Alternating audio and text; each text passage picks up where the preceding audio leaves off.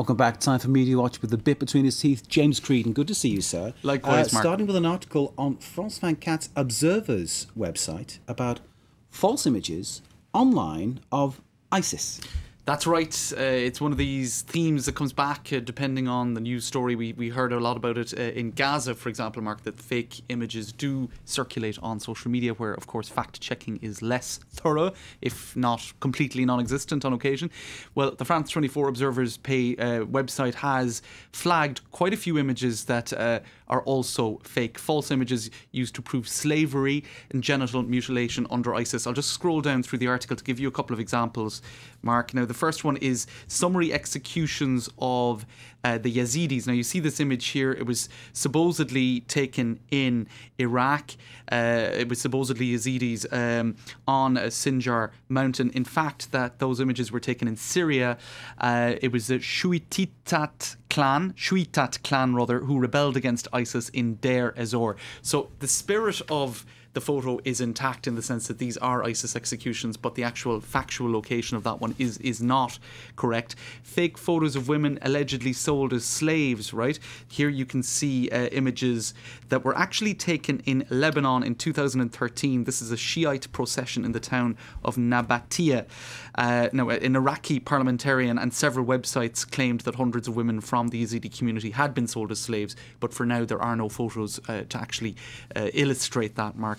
Further down again, group marriage in Mosul. That is a bogus video. In fact, it doesn't show a group marriage in Mosul at all. It's not a group marriage. It is one man marrying one woman. And just one final example, a fake fatwa on genital mutilation. Now, we don't have a photo there, but a representative of the UN in Iraq claimed that ISIS had ordered the genital mutilation of all women and young girls living in the Mosul region. The claim was founded on the basis of a fake fatwa that has been circulating online for several months. So that fatwa online is indeed fake. Also, one final one, ISIS has reportedly, for example, reportedly ordered farmers to hide cows' udders, Mark, because they're deemed indecent. Again, you have lots of send-ups of that or photo montages of it online, but no actual photographs or proof of that claim. So the thing is, ISIS themselves are putting up their hands and claiming responsibility for a huge amount of brutal acts, but there does also, in the midst of all that, seem to be some bogus claims as well. So it's a difficult one. As we said before, lots of things online, you can't check it, you can't verify what it's about or where it's from. Sometimes it's about incompetence, sometimes it's about manipulation, isn't it? That's exactly the thing. And of course the key is to sort of take and use from different sources and go to trusted sources such as ours, and you're welcome to watch us, of course, all the time, which we would obviously welcome. Indeed, and France 24 Observer is doing a good job there, I think. Okay, next reporting on suicide, which is of course extremely difficult and very delicate to do. The New Statesman, a news magazine left-leaning in the UK, looks at where reporting on this sensitive issue, James, can go wrong.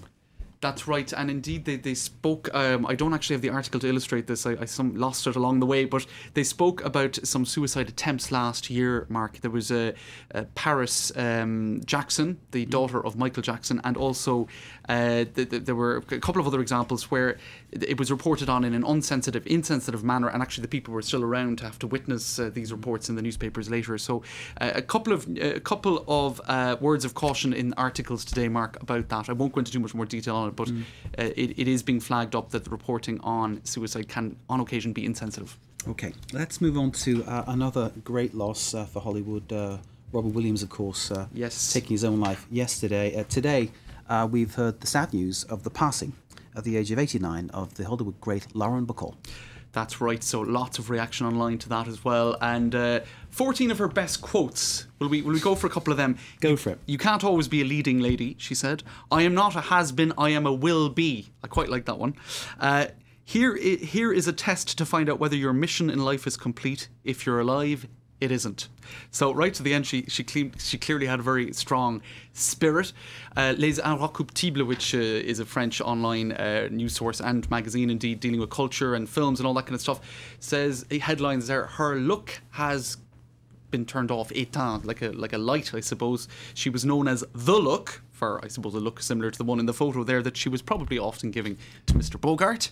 And they speak in this article about how she was a regular in Paris over the years, and up to just about 10 or 15 years ago you could often see her at the Café des Fleurs in Saint-Germain-des-Prés, and she was apparently a regular haunt of James Creedon, perhaps. Well, sometimes, on occasion, why not? When I'm feeling decadent, Mark. Now, one more, and I think we have the images for this, a rather odd bit of trivia.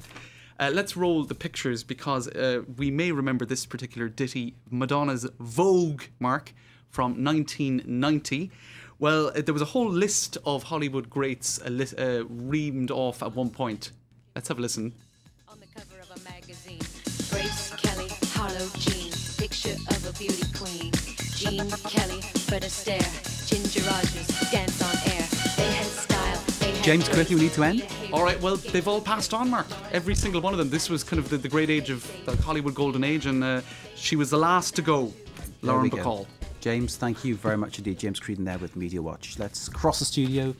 Kate Moody's here with business. Kate, starting on the fear of deflation here in France and across the Eurozone. That's right, Mark. Tell us why. Well, the Eurozone's two largest economies have reported very disappointing figures of inflation for July. That means that consumer prices rose much less than expected.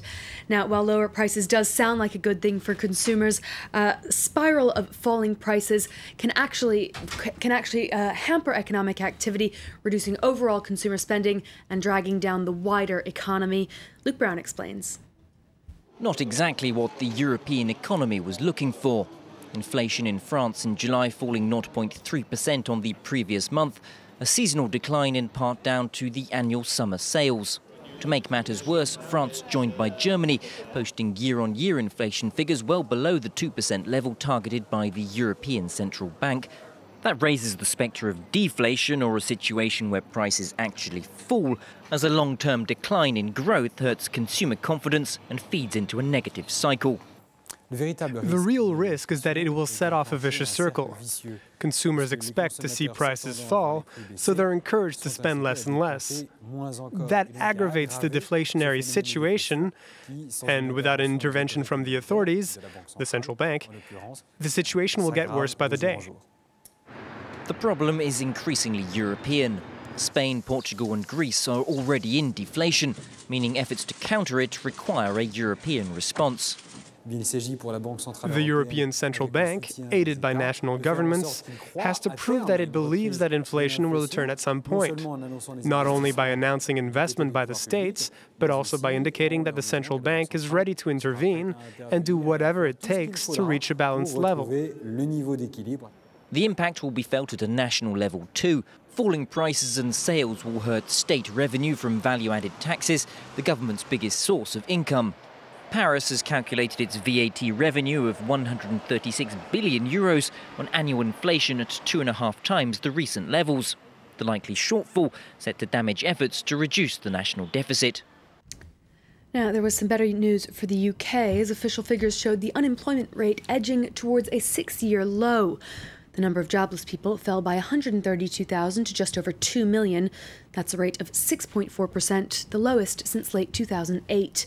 The government, though, has expressed concern about low wage inflation because average wages, excluding bonuses, rose by just 0.6% in the year ending in June, the slowest rise since records began in 2001. The Bank of England says that will play into the decision about if and when it will decide to raise interest rates. Now, the markets shrugged off most of that data this Wednesday. We saw Europe following a positive trend from Asia. Germany's DAX led gains, closing up just under 1.5%. The CAC 40 here in Paris ended up 0.78%. Wall Street is also trading in the green despite some disappointing figures on retail sales in the U.S. Sales increased just 0.2% last month. That's the weakest since January, held back by weak sales in the auto sector. Markets around the world, though, are being driven